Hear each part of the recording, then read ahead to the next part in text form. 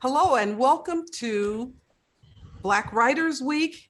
This is the second of three panels we're having this week. And today's panel is called Whose Gaze? A roundtable of Black film critics at the movies. I'm Chaz Ebert of Rogerebert.com, and I'm pleased to present this esteemed panel. I'd like to start off by having them actually say their names and tell us a little bit about their outlet and who they are. And I have to start with Gil Robertson because he is the co-founder of the African American Film Critics Association. Okay, Gil Robertson. Hey, Chaz.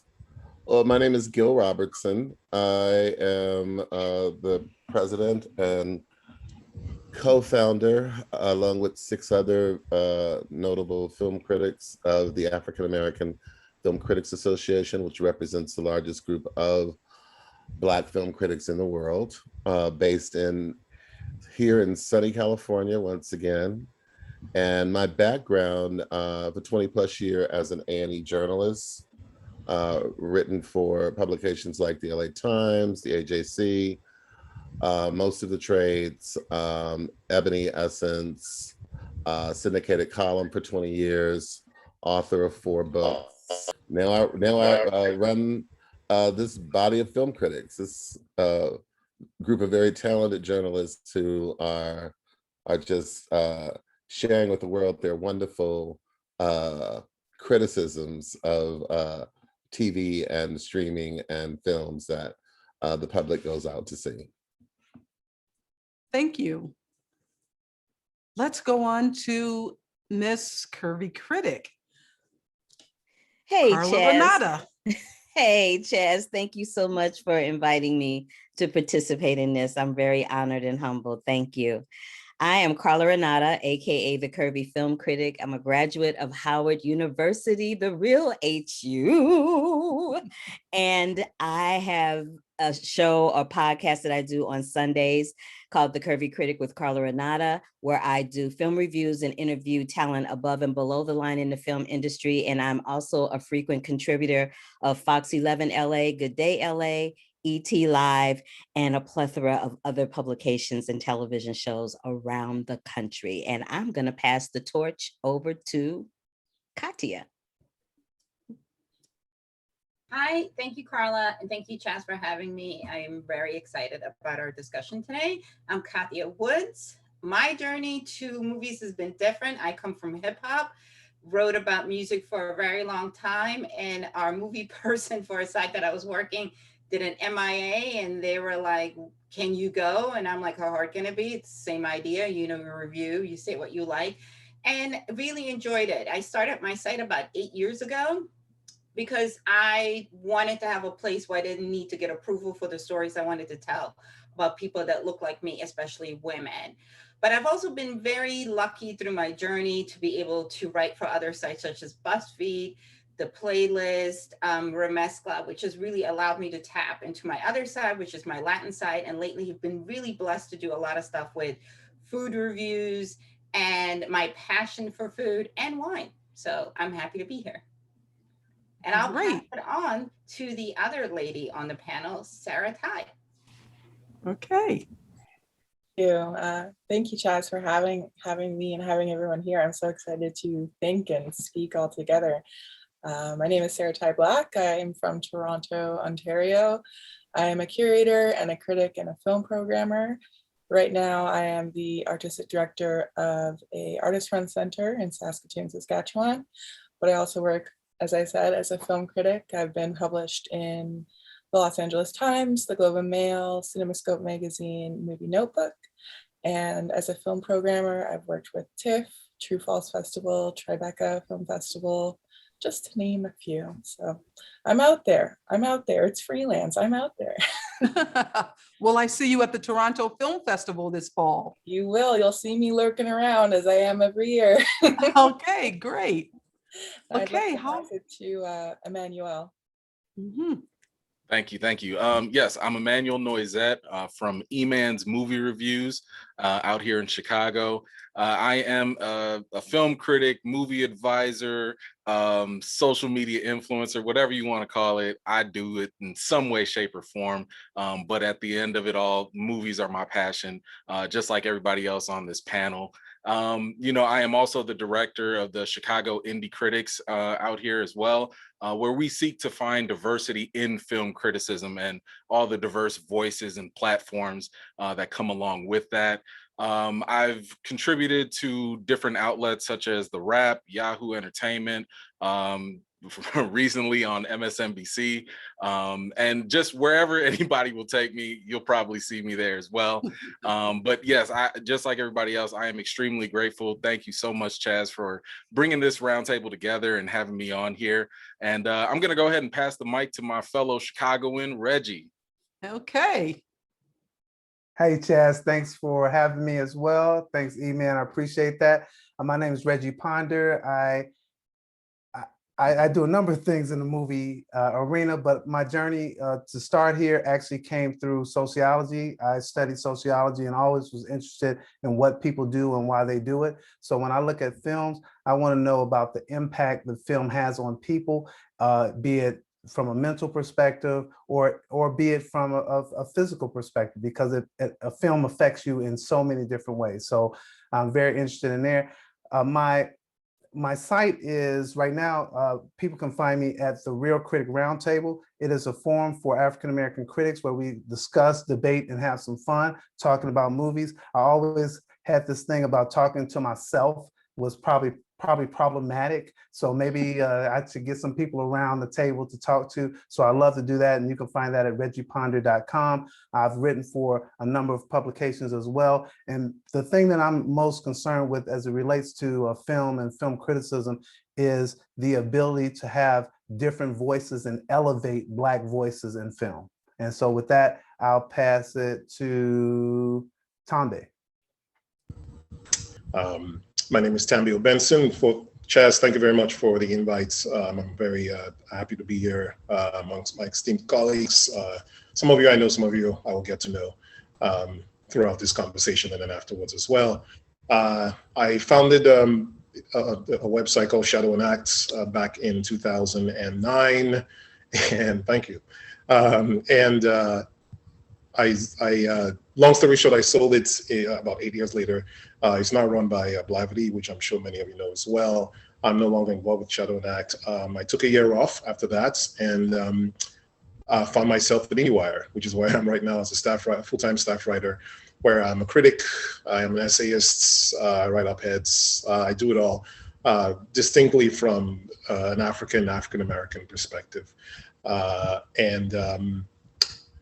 the short end of it all. I'm also a filmmaker. I've also been a curator, and I've done probably almost everything in the industry itself.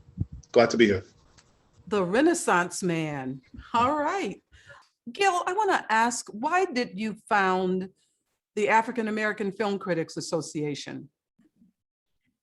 Well, we started AFCA to address, some of the issues that African American Black film critics were encountering, gaining access, gaining opportunities that would allow them to grow their careers. And on the flip side of that, it was also brought to our attention that a lot of the talent involved in movies, both above and below the line, weren't being included in these media opportunities, to help promote those vehicles. So basically, we founded it as a way of creating opportunity for all of us, everyone involved, us as journalists, and on the other side, the creatives who are involved and responsible for the work that we see in TV and film.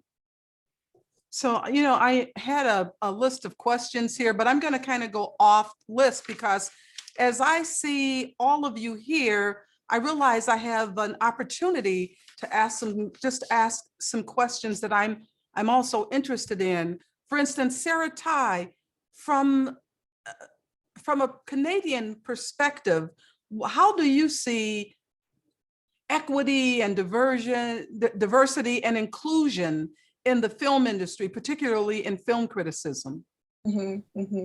I think the problem of, if we're caught, it's not a problem for us, it's a problem for us, but it's not our problem to solve. But I feel like it is something that is across North America, and it feels a bit particularly bleak in Canada in terms of Black critics being able to work and Black critics being able to be given opportunities or even be known of by editors, just because there's much fewer outlets than there are in the States, which is why I've worked a lot in the States. I've found more opportunities there. There's just more happening, even though that anti-Black racism is alive and well across North America. So it's been interesting to kind of navigate my relationship with working in each country and seeing how that kind of materializes. And it's it's different over here. It's the same, but it's different.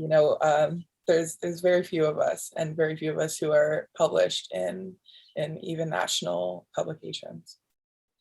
I was Emmanuel, I watch MSNBC sometimes. I watch a lot of different stations for political news. And I was so thrilled when I saw your face, and it made me realize how not that often you get to see Black film critics talking about just talking. I mean, just like any other panelist or someone, because I have been around in this field for years. And yet when I saw your face last week, I was thrilled. Tell me about that, getting that gig and what it means to you and what you are trying to do with what you are doing in film criticism. Yeah, sure. Well, let me piggyback right off of what Gil was talking about. It was because of Gil. It was because of AFCA, basically getting that foot in the door for people like myself who, bigger outlets would never even know I existed. But because of, the organization of AFCA and being a member, that connection was made where I was able to be recommended, it was a topic about Black Superman. And of course, Black folks, we the expert on everything Black. So it was fine. But because of that initial opportunity to just kind of showcase myself, they called me back and they were like, hey, we want you to just talk about summer movies. And I was like, wait, that ain't got nothing to do with being Black. And y'all want me? Okay, that's cool. So that's kind of the goal, right? The goal is we want to be able to get ourselves out there, have those opportunities and make the best of them. And that is something that I personally want to do. I want to be able to, approach film criticism in a certain way where I can talk about not only Black related films and topics, but anything and everything. And, I can talk about sci-fi, comic book stuff, whatever my nerdy little heart desires.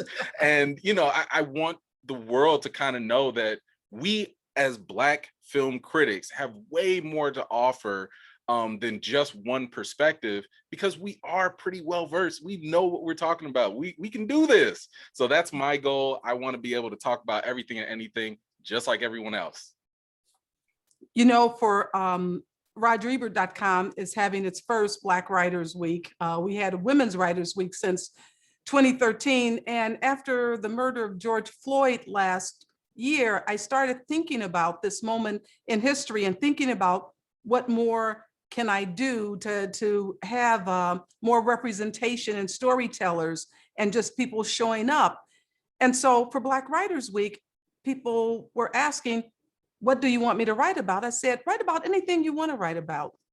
And so Sergio Mims, one of the film critics, decided to write about John Ford. And I said, why not? Let's hear what you have to say about John Ford. And that's a name that Tambay knows. And I'd like to know, when you first started Shadow and Act, I know that now you're IndieWire. Tell me about that experience. Well, not to take all the credit, but maybe I will take all the credit. I started it with 5 other people, and because we all had individual blogs, and the idea just came, and we thought, well, instead of us having 5 or 6 individual blogs, that are read by the same group of people. Why don't we just combine and work collectively and just have one and have that feature all of our individual voices? And so that's kind of how it began. Over time, it just, I think the way these things happen is other people have their own sort of passions and their own interests, and then eventually just sort of became Tambay's thing, became my thing, and I decided to run it. And got lots of encouragement from many people, Gil being one of them over the years, Ava DuVernay and Issa Rae, and so many folks who were very, I think, instrumental in keeping me at it, because many times I wanted to keep up, because it was this was before this so-called new renaissance, quote unquote, that we're supposedly experiencing in black film and television. I'm skeptical, but that's another conversation. So there wasn't much for me to write about. So we had to constantly find. Sergio Mims was sort of like he wrote almost as prolifically as I did on the site. We were a two-man show, and eventually it just became a thing, and people started following it even more closely, and then we got picked up by IndieWire, and then that's when my relationship with them began.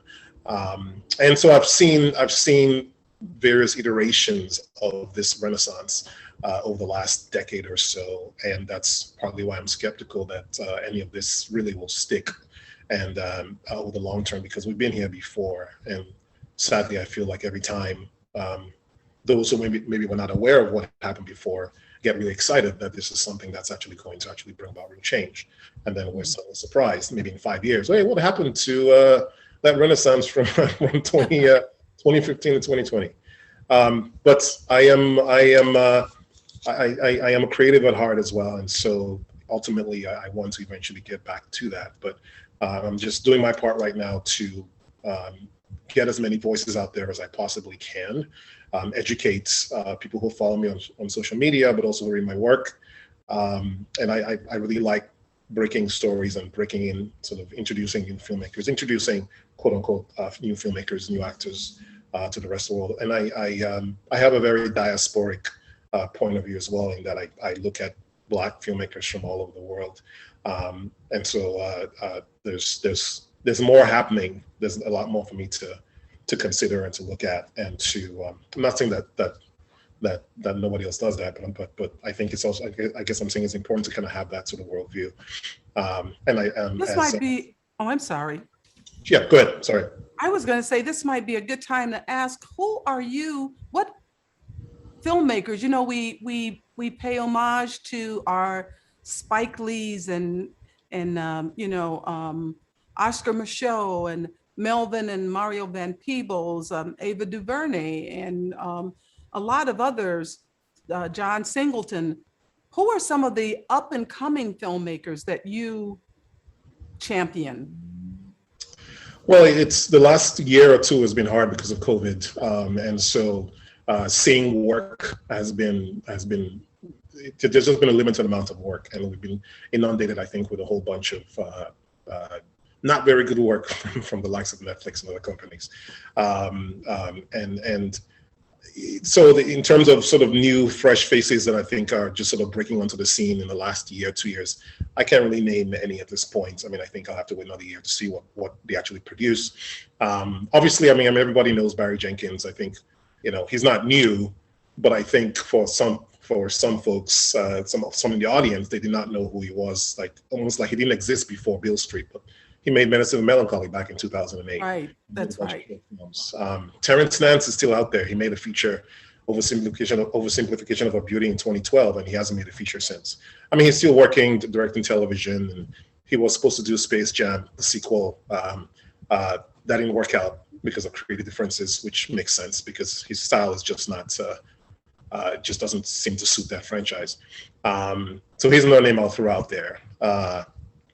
Even though Ava DuVernay is so well known in terms of her sort of body of work as a filmmaker, she's made I think 3 features in the last, maybe 4. I Will Follow, Middle of Nowhere, Selma, and she's made 4 features, Wrinkle in Time. So I think there's one thing that I really like about her is that she reaches back and really pulls in and helps other people. I think that's so important, just like you were saying, Gil, what he wanted to do when he started AFCA and what you wanted to do when you started Shadow and Act. I think it's so important that we have to reach out and help each other. Yes. And that's what I see Ava doing, creating opportunities. Oh, without a doubt. I've known Ava for a long time, and yeah, I mean, when I was running Shadow and Act early years, I'll never forget. I had an idea to create some kind of a Black filmmakers fund. This was in maybe 2009 or so, and I was soliciting funds, and she didn't know who I was. I didn't know who she was, but she sent me a check for like $300. For $300. Nobody else did. She was really the only one who did. And I was very grateful. And she said, "Yeah, I like what you're doing, and I really believe that in the idea, and I think we should, you should continue to pursue it." So I'll never forget that. Another notable thing about Tambay is he is probably, other than Wilson Morales, probably the most well-versed Black person, certainly of our generation, in this game. And Tambay's particular specialty is his knowledge and understanding of film from the Black diaspora is pretty deep. So, Shadow and Act was very much a go-to publication, particularly for Black folks in this business. And man, not only was it would you get a deep dive into what was going on in the industry here, but you would also get rare. It was a place where you could get reliable news about what was going on in Africa and in Europe and Brazil and other parts of the African diaspora. So, yeah. Great point. I didn't. I just want to be clear that I did not pay Gil to say any of that. Okay, Carla, I want to know from your perspective, because you come from the world of acting. You were a stage actor and screen, and I've seen you're a TV actor as well. And so you bring a particular gaze to the world of film criticism. Tell us about that. I love that. Thank you for bringing that up, Chaz. I love the fact that I do have that background in being an actor, because I can look at a film and see things that other people can't, because I do it and I actively do it. So, but the really strange thing about it is that people oftentimes want to put me in a monolithic box and go, well, you can't be an actress and be a film critic. Well, why can't I? I see other people doing it all the time. I see white people doing it all the time. Why can't I do that? I can do it, and I am doing it, and I'm good at it. So there's that. Okay.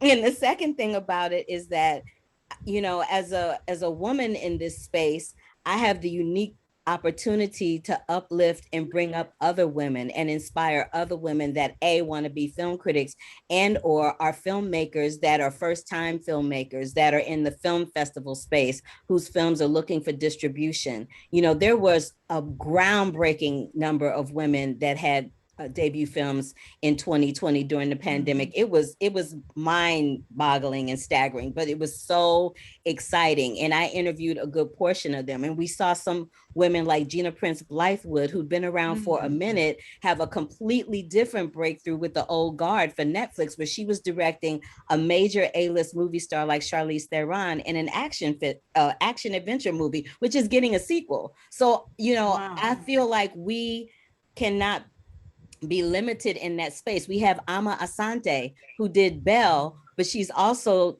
involved in The Handmaid's Tale and Mrs. America, which was nominated for a plethora of Emmys. So, while we're talking about filmmaking and women and, my being an actress, I should also, give homage and lift up and give a little spotlight to those women directors that are out there that are just amazing. Ekwa Masangi, Channing Godfrey Peoples, Chenoya Chukwu, it's a plethora of them. And it was so wonderful to finally see somebody that was a woman win the Academy Award for directing that was a person of color. I was so excited for her. And I'm hoping that, unlike when Halle Berry won the Oscar for Best Actress for Monsters Ball, that we will see something happen within a 20-year period, that we won't have to wait another 20 years before we see another woman honored in that regard. Right. Reginald, tell us, who are you liking these days? So this is really interesting is that I am like a Rada Blank fan. I am like, can I see some more from Rada Blank? I think that what she did. Yes, her what is it, 40-year version? Yeah, the 40-year-old version. I think what she did with this film was really interesting. She took some quirky kind of characters, not the normal type of people that we see in the movies, and did something that I think stuck. It stuck for me. I thought it was a really smart piece of work. And what I'm looking forward to is I'm looking forward to see what happens. Tambay spoke to this a little bit, is this really a renaissance or is it not? I'm looking to see what's going to happen to women directors. Will they get a second shot? Because a movie like the 40-year-old version did not do well. I mean, meaning like a whole lot of people didn't see it or that type of thing. So it's not really like it was a moneymaker, even if some people saw it. So that's one thing I'm looking for. But I'm also very encouraged about what Steve McQueen did with making 5 movies last year. Absolutely. He made five films. And to me, it's a travesty that they weren't being considered for award consideration. So those are 2 people that I'll speak to. But I also want to speak to for a moment about what I'm looking for in this industry. Is I'm looking for people to get paid. I love people like a Carla. I love people like Kathia and the Tambay, because these people are getting paid. But let it be known that there are a lot of Black critics out here who are not getting paid. So all I want to talk about these days is how do we get Black critics paid so that we can make our craft in a way that is excellent. Is that there's too many of us doing this as a moonlight or as a second piece or whatever. How do we get people paid? So it's phenomenal to see someone like a E-Man go to MSNBC and get a second call. But the third call, I need them to call him with a check. I need them to call him with a check. Let's stop calling me for my expertise to come on and just chit chat with you. Now it's time to back up the truck and bring some money. Okay. You know, I want to go to that subject. I want to give Kathia a chance to answer who she's liking in the up and coming these days. But then the topic is going to shift over to getting paid. Reggie, I love Rada. I come from hip hop. I was that girl that took the train from New Jersey to New York. I grew up on DJ Red Alert. I covered hip hop shows when they were beyond underground and you had to figure out what the exit strategy was just in case something popped off. And I did this at like 17. I mean, wow. We were safe. Just there are a lot of things that I learned about that. You know what I mean? Because you didn't have a model on how to do it. Everything was like super on the strength and just building relationships that I have with artists to this day that I can call up on the phone and say, hey, I need this. And what I saw in Rada, especially being a 40-plus-year-old woman, is a woman that loves the culture, that is from the culture, understands the culture, and most specifically understands New York hip hop, which is completely than Chicago, LA, and anything down south. And because too many people have made money off the culture, have told stories about the culture, and weren't even there. And this was a woman that was there. I mean, there was a kid in this movie that used to be in a hip hop group here in Philadelphia that I wrote about like 5 years ago. And I'm sitting in the movie theater at Sundance and I'm like, TJ. And I was like, oh my God, I just shouted that out. But I knew who this kid was. And this kid said, I'm going to act. And here he is in a movie at Sundance. And he's on a show, he plays ODB on Hulu's Wu-Tang show. So that makes my heart spring. The fact that she not only reached out to people in the culture, but she's bringing up the next generation. Carla talked about Channing. I immediately tweeted out as soon as I came out of the screening, as a mother of a Black daughter, you know what I mean? This movie is a love letter to mothers, to daughters, and that dynamic, which can be, you know, it can be challenging. You're a mom. And off of that tweet, I have a plethora of opportunities, and her thanking me, being like, you have championed us from the door. And that's what it's about. It's not about always championing the money maker. You know, I feel like too many of us wait for a vibe. And I feel like our job is to point out what is going to be the vibe, somebody that you should be looking for. We should not be waiting for other people that don't look like us to co-sign. We can say, this kid is special. There's something about this woman. And I agree with Reggie. I mean, she got a deal, but she didn't get the deal that she deserved if she were a white woman. All right. Where is Rada? Rada is also a writer. She has a great resume. You know what I mean? Where is her $20 million, which is the standard money that a movie gets made by a studio? So it's not even like we're asking for 200 million Fast 9 money. So it goes back to what Reggie says. Stop using, it's like the saying, everybody loves Black culture, but they don't love Black people. And part of loving our culture is paying us for our expertise, is listening to us, even if we are the only Black voice at an outlet. If we're telling you it's disrespectful to us, if we're telling you this is not how you discuss the situation, or maybe that you don't have the wherewithal to write about this, you know what I mean? There are plenty of things that I like, but I don't feel I have the depth or the experience to write about. You don't see me writing about space. That's not my thing, you know? So I just feel like some people, that's where we need to get into. But again, I agree with Reggie. Stop inviting us for a look. Everybody here is grown. I don't know. Everybody here's got bills. A lot of us have kids. They don't eat sometimes. I am paying for college tuition. So we need a check, please, for the expertise. How do we get paid? I'm just throwing that topic out there. Anybody else who wants to talk about it?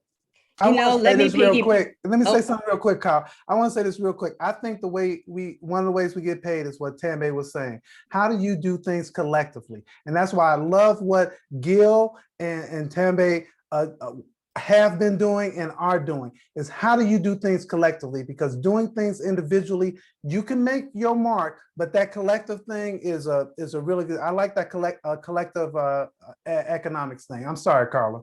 That's okay. I just wanted to say two things real quick. Reggie, when you mentioned Steve McQueen with those 5 films may not have gotten his props from the Academy of Motion Picture Arts and Sciences, but he's getting major props from the TV Academy, and they're pushing really hard for them to get some energy happening in that lane. I'm a TV Academy member, so you know, I can have a voice in that particular space for him. And the other thing I want to say is in regards to female critics and how we get paid.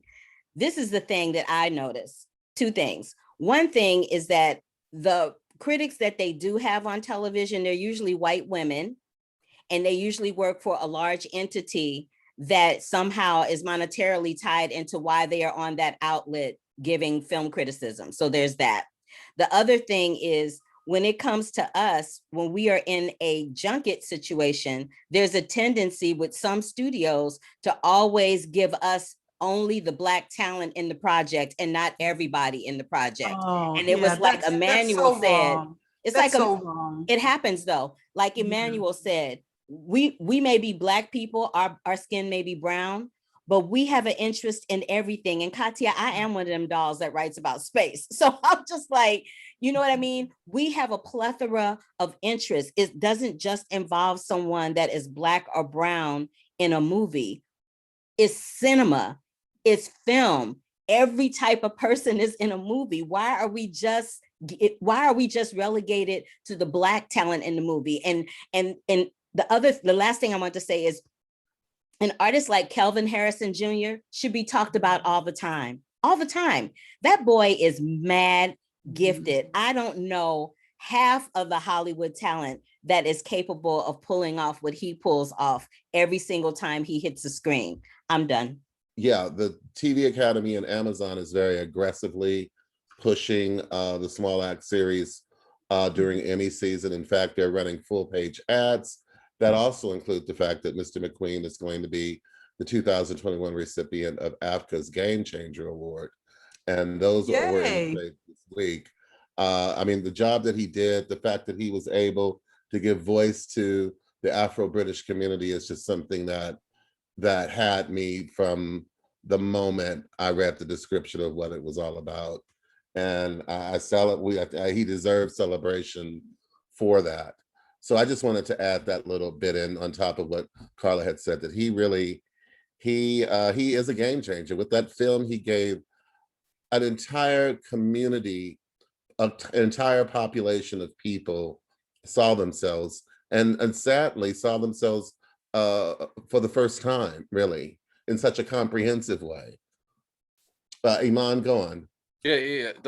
So I want to piggyback on like what Carla was talking about, because this is a bigger issue that I don't think a lot of people understand what's happening in the industry. And you've heard the horror stories of like Black press when we're on the red carpet, and sometimes we're not even on the carpet, we all the way on the edge, you know, and we might not even get the talent.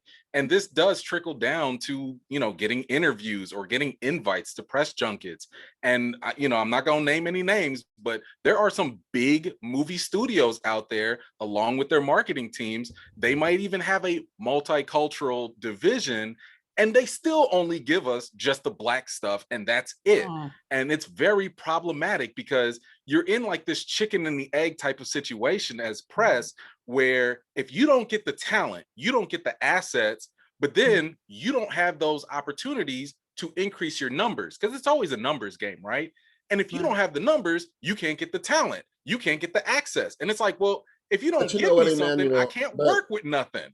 You know what, Emmanuel, I fortunately, knock on 30 pieces of wood, was given that type of access when I was actively working as an A&E journalist. But quite frankly, a lot of times when I was sitting in those rooms talking to talent that didn't look like me, I really didn't care. I didn't care what they had to say. Their stories just weren't relevant to my audience and to what I wanted to write about. So, I mean, you know, you might get what you wish for and find yourself sitting, you know, at a round table with like, you know, just watching the clock. But my pushback to that, the point is, at the end of the day, the point is though, he should have the opportunity to make that choice. Should have equal access to the screenings, equal access to the interviews, equal access to the A-list stars, equal access to. And another thing, Chaz, at the end of the day, quite frankly, over the 20 years that I worked in that way, began to recognize that the piece of value, the little piece of value that I brought into the room is that if I was sitting, and I had to tell some of them this, you know, like, look, I won't name any names. The reason why I'm sitting here, they flew me to New York for you. Because trust, know, and believe, at the end of this day, the only person they know they're gonna get a story out of about you is me. So cut the crap, get it right. Because I'm here for you. And I began to really, and those people have come back to the AFCA Awards and go, you know what, dude? You were there consistently. You had me. And I'm good with it. If I don't talk to some of the others, you know, it was great that Charlize Theron sat down with us. But the fact that we had a chance to talk and expose and uplift, Kiki Lane meant everything to me. I have come. Here's the other thing too, is a lot of us, like, I am not just Black. I'm 100% Latina. My mother and father were born in Houston. All of my lineage is Brazilian. And the number one thing that I get questioned on, whether or not I'm a Latina, I get questioned on it on the Black side, and I get questioned on it on the Latinx side, and it drives me to drink. I am sometimes at the point of, would you like me to send you my passport and my birth certificate and all of my family tree from Ancestry.com? Because there is this perception of what they think our interests are and what our community looks like. Black people are global. We are everywhere, including if you go to Iceland, you're gonna run into some brothers. It's okay.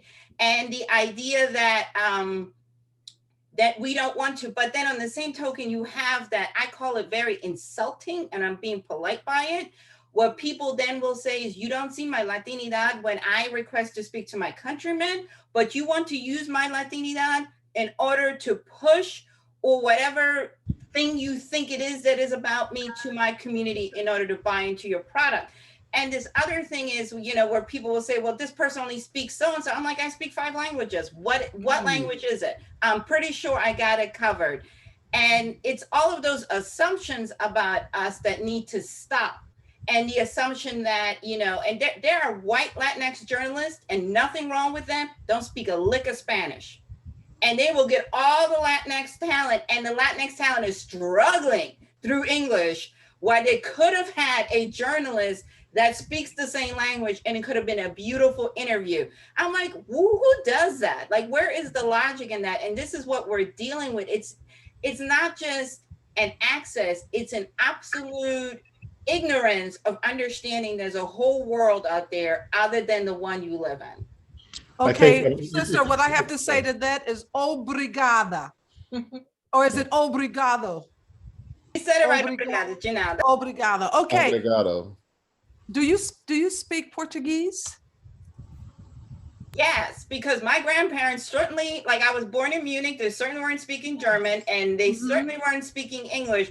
So I spent my summers with them. It was going to be a very long 3 months of us staring at one another if I didn't catch on real quick. Give it to us, Kathia. Give us some Portuguese. Go on, just like, you know, I just love, I think Portuguese spoken in Brazil is one of the most beautiful languages in the world. I thank my mother every day. Like, I tell her, you know, when we were kids, we were like, why do I got to learn that? We all do that. Those of us that grew up, why can't we just be like everybody else? And my mother used to say to me all the time, you are going to thank me someday. And she was 1000% correct. So I do say that to her all the time.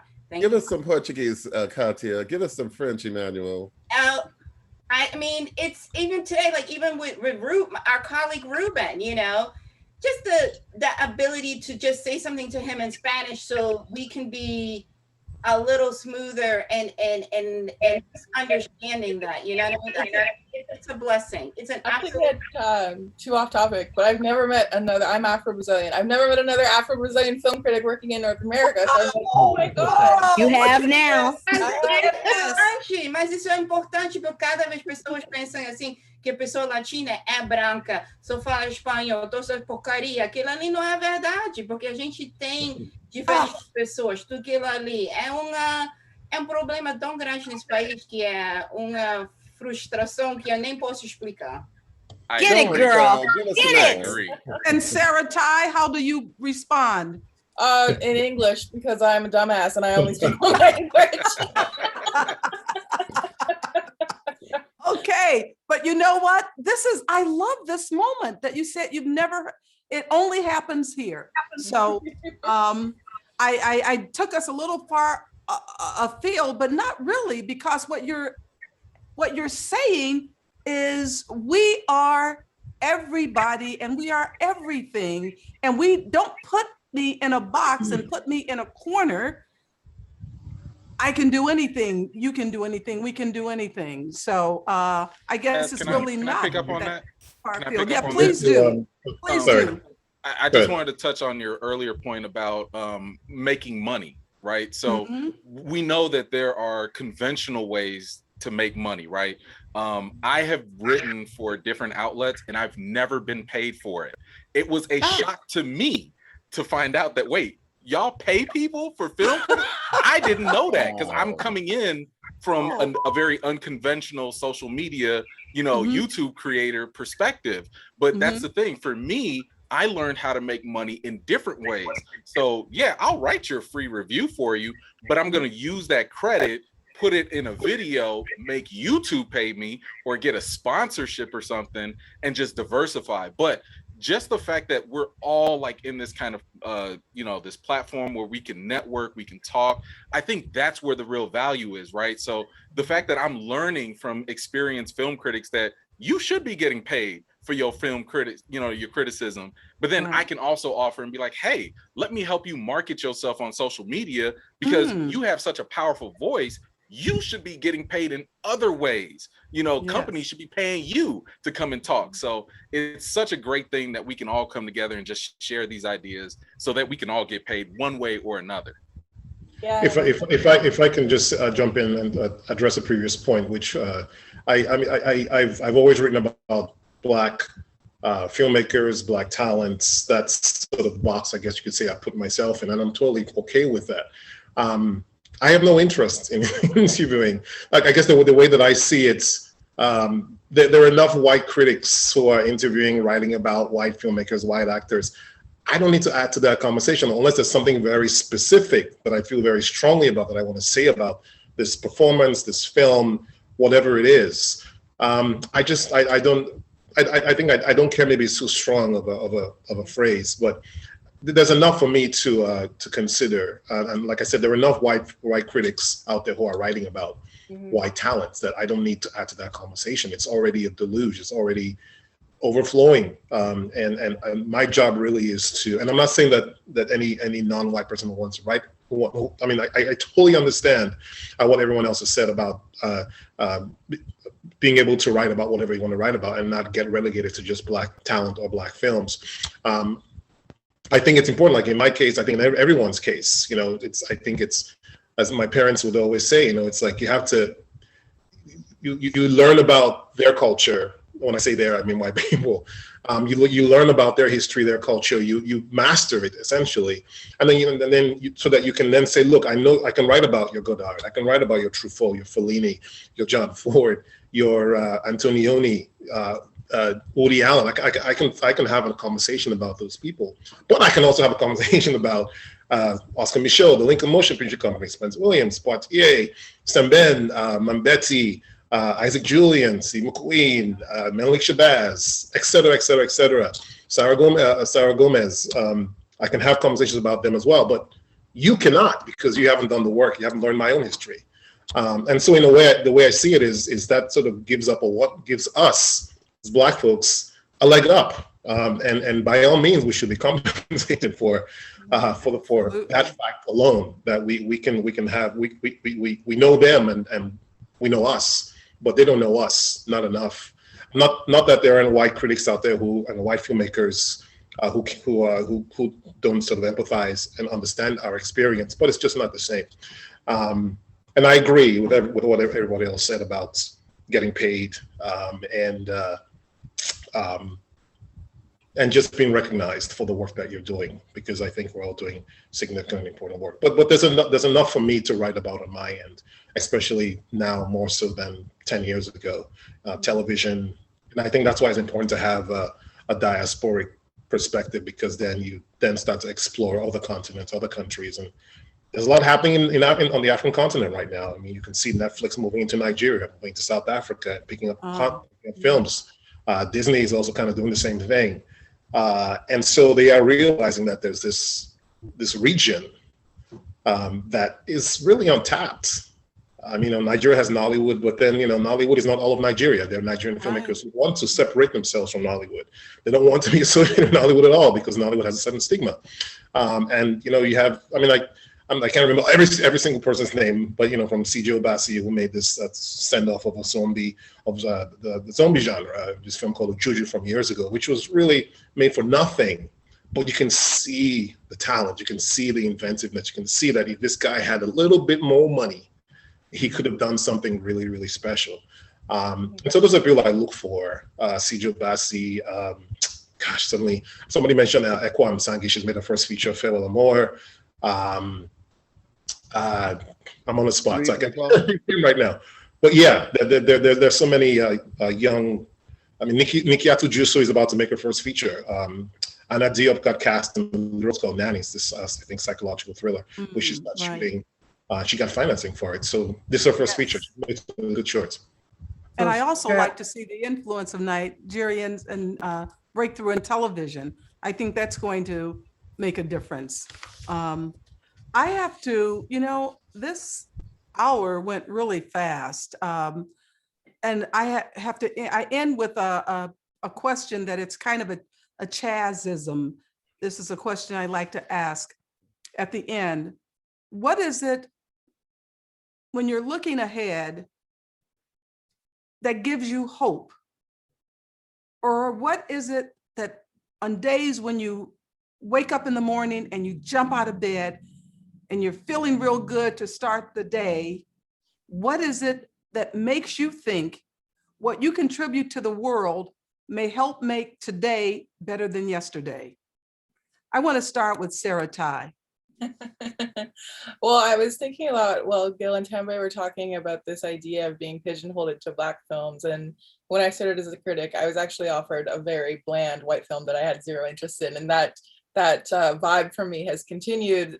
So what I'm interested in and what gives me hope and what feeds my soul is Black life and love for Black life and knowledge of Black life and Black futurity. You know, I have zero interest in, interviewing Mark Wahlberg, like I'm that's not what I'm here for. It's not what makes me feel good. That doesn't make me feel connected to my ancestors.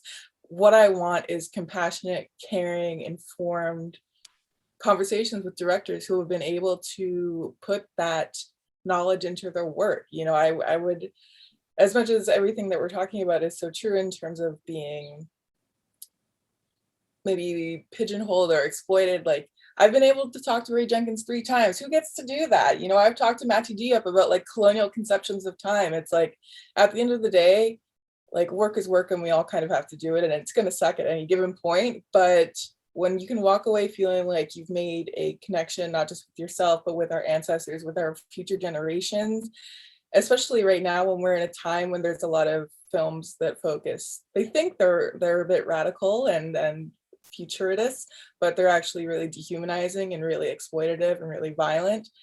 It's sadly a rare thing, and I want to see more of that. I want to see more of things that make me feel good inside, which is very corny, but I'm a very corny person.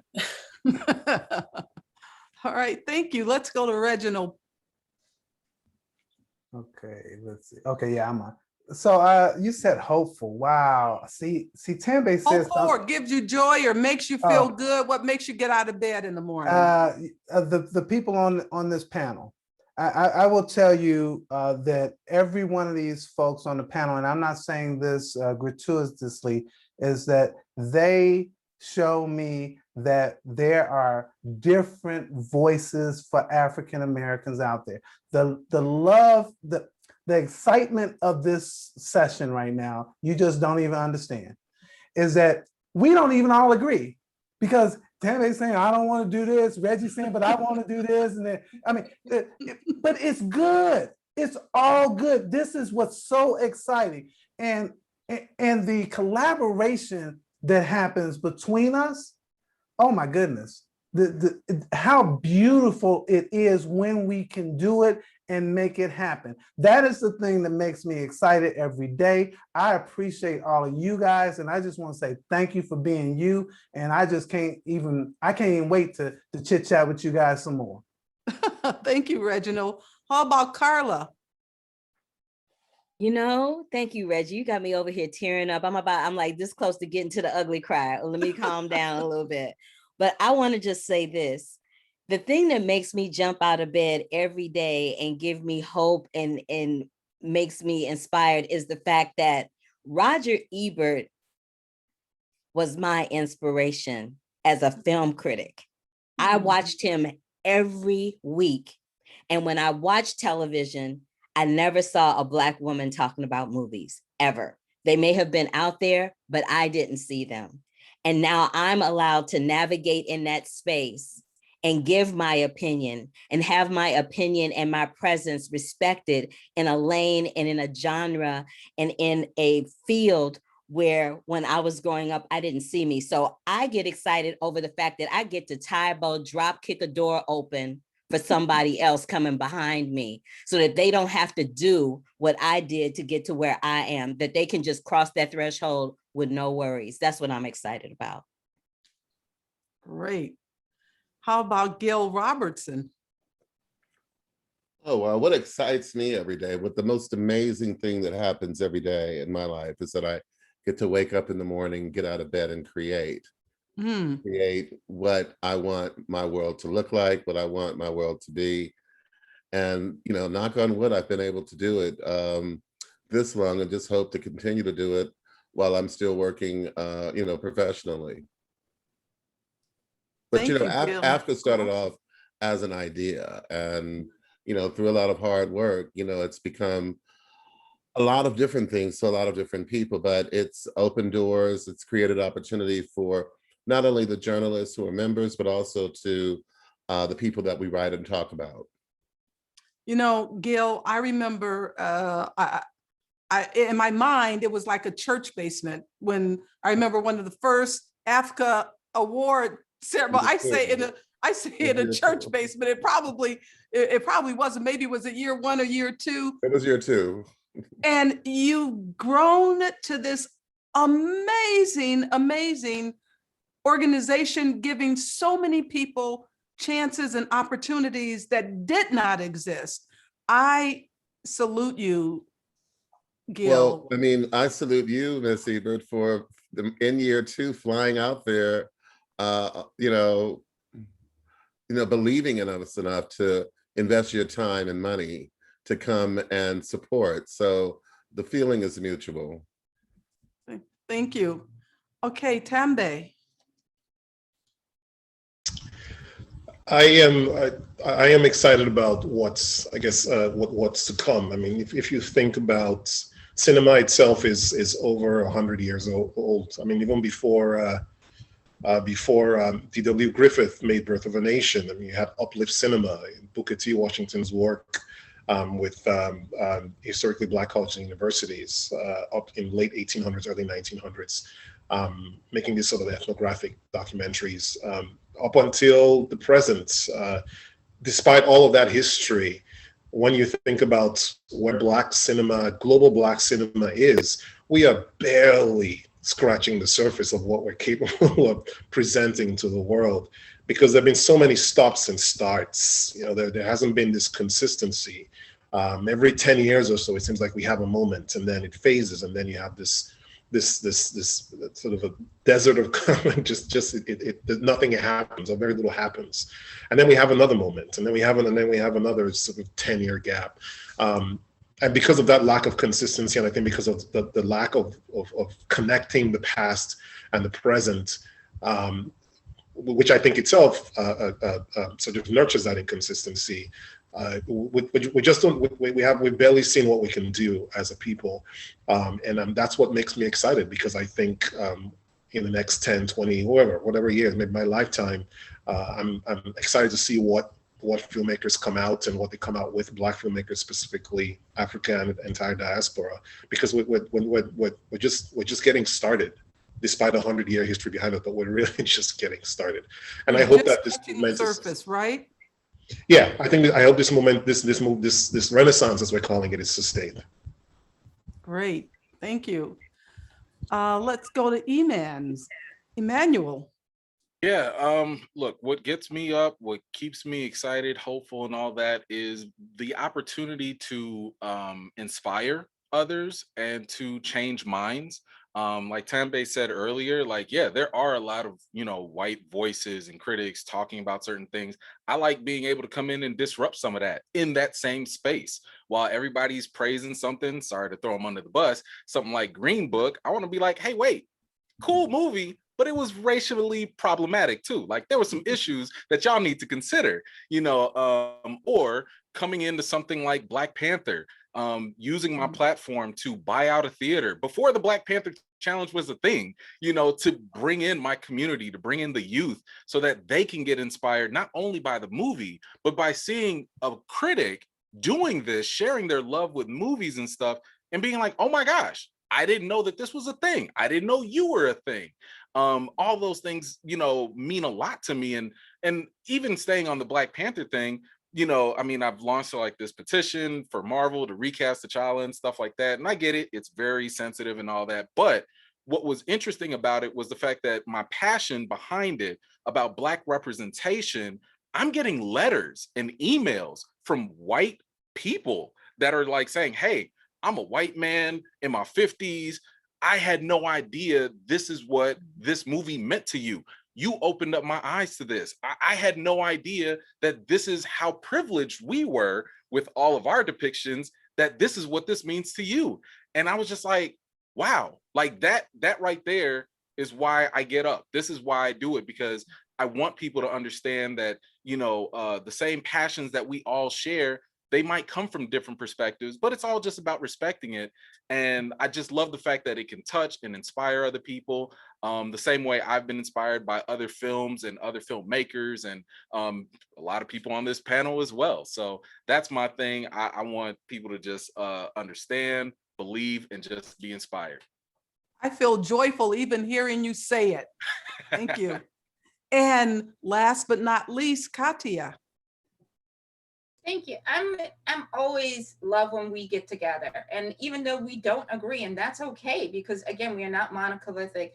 This year during that pandemic, and I definitely have to say thanks to Gil, we had communion because of AFCA. We had each other. We bonded. We had people to speak to about our struggles and how to overcome our struggles. That's super, super important. My goal is never to be the only Black face in the room. That is not where it's at. You know what I mean? And I also am making more time to mentor younger people, because I really had to learn it off the strength. And by the grace of God, it never, like, I never was anything where my life was in danger or anything, but that's not the way I want anybody else to learn. I mean, we live in a different world, and, you know, a lot of things could have gone south. I'm inspired by people who, you know, you read, you write something. A lot of times you're like, well, I wrote that for myself. That's cute. You know what I mean? Kudos to me. And you'll get somebody in your inbox will say, I felt seen because you said something that I was like, yeah, that needed to be talked about. Or just hearing someone like Channing be in my inbox and be like, I appreciate you championing my film. You've been on it from the door. And that's why I created my space, so that I don't have to argue with people anymore and be like, this is why there's value. I'm always for us as Black people. I'm always for us as women, especially now as I'm 40 plus. And my number one inspiration is my daughter. You know, the idea of just showing her through my actions that you have value. You know what I mean? Carla almost made me cry. Like, that is so important to me. Like, if no one else gets it, if she looks at it and she's like, Mom, I see you, that makes all the difference in the world to me. That's what gets me out of bed, because I do not want for her the world that we're in right now. I want better for our kids. I want us to challenge. And I definitely want to leave everybody with this. When we speak up, we are labeled as disruptors, angry, uncooperative, you fill it in. The truth is always your weapon. And as long as you don't lead with malice and you lead with truth, stand 10 toes down. Don't let anybody tell you who we are or disrespect you. And stories like Emmanuel's are a plethora of Black writers being taken advantage of, being told, do this for a look, this will open doors for you. If you do a job, you get paid for it. I don't care if you wrote 100 words, you got to give me something. And I mean, as in dollars. Here's my Cash App, here's my Venmo, here's my PayPal, electronic, whatever way you want to give it, you got to pay me. And that's what we got to talk about a little bit better. Maybe that will be our next talk. We got to start talking money to each other, not what's in your pocket, in your bank account, but this is what you should get if you write for this type of publication. This is what you should get if you write for a trade. We need to teach each other how to do the business of criticism. So that's the other thing that motivates me, is to share the knowledge. Because again, I want everybody to get paid. And I'm sorry, man, that somebody's trying to play you, but get your money, brother. Yeah, bro, get paid. Get paid. That's not okay. I'm with y'all. Trust me. Well, I think you all may be happy to know that you're all going to get paid for being on this panel today. I don't have deep pockets, but you're going to get paid. I don't want you to do it for free. Sometimes I might need it for free. This time you're getting paid for it. So I'll talk to you about it afterwards.